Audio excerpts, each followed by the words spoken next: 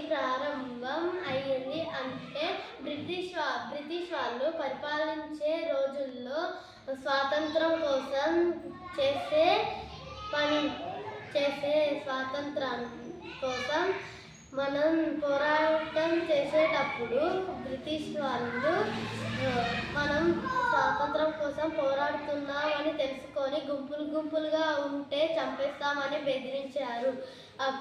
అప్పుడు తిలక్కి ఒక ఐడియా వస్తుంది. తిలక్ ఒకటి అందరూ ఇంట్లో పూజించే వినాయకుడు కాకుండా అందరూ కలిసి ఊరిలో పూజిస్తే బాగుంటుంది.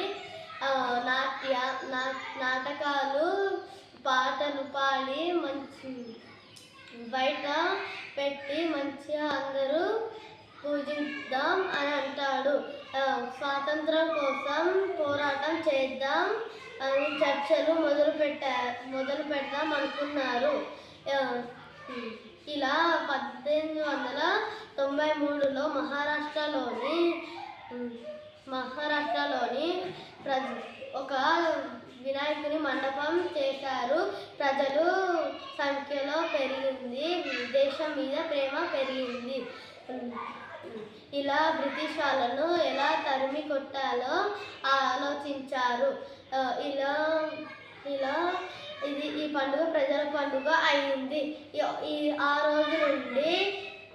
రోజు నుండి వినాయకుడిని పెట్టి పూజించారు, పాటలు పాడారు, నాటకాలు చేశారు.